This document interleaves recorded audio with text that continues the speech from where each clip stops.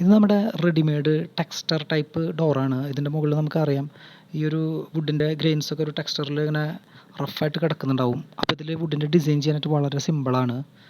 നമ്മൾ വരയ്ക്കാനായിട്ടുള്ള ആ ഒരു കളറ് ഇതിൽ ബ്രഷ് കൊണ്ട് അടിച്ചു കൊടുത്തിട്ട് ഒരു തുണി കൊണ്ട് തുടച്ചെടുത്ത് കഴിഞ്ഞാൽ നമുക്ക് നല്ല രീതിയിൽ അതിൻ്റെ ആ ഒരു ഡിസൈനൊക്കെ അതിൻ്റെ മുകളിൽ കിട്ടും. പിന്നെ നമ്മൾ വരച്ചെടുക്കാനായിട്ട് ഇരുന്ന് കഴിഞ്ഞാൽ അതിൽ നമ്മുടെ സമയം വെറുതെ വേസ്റ്റായി പോവുള്ളൂ.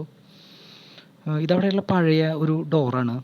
പിന്നെ നമ്മൾ വരയ്ക്കുമ്പോൾ നമുക്ക് ചില ടർപ്പൻറ്റുകൾ ഇവിടെ വൈറ്റ് ഡ്രോപ്സ് എന്ന് പറഞ്ഞിട്ടൊരു ടർപ്പൻ്റ് ഉണ്ട്. അപ്പോൾ അതുകൊണ്ട് വരയ്ക്കാനൊന്നും പറ്റില്ല. ഭയങ്കര ഉണക്കമായിരിക്കും ആ ടർപ്പൻ്റ്. പെട്ടെന്ന് തന്നെ ഡ്രൈ ആയിട്ട് പോകും. തിന്നർ പോലെയാണ്. കയ്യിലൊക്കെ ആക്കി കഴിഞ്ഞാൽ ഭയങ്കര തണവായിരിക്കും.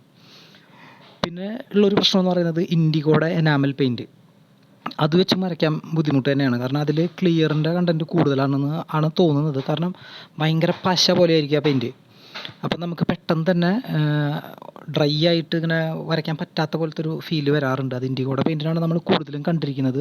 പരസ്യത്തിലൊക്കെ പിന്നെ ഇൻഡിഗോ PU ഇനാമൽ എന്നൊക്കെ പറഞ്ഞിട്ട് ഇറക്കുന്നതുകൊണ്ട് തന്നെ ചിലപ്പോൾ അതിൽ ഗ്ലോസിക്ക് വേണ്ടിയിട്ട് ക്ലിയർ കൂടുതൽ ചേർക്കുന്നതുകൊണ്ടായിരിക്കാം.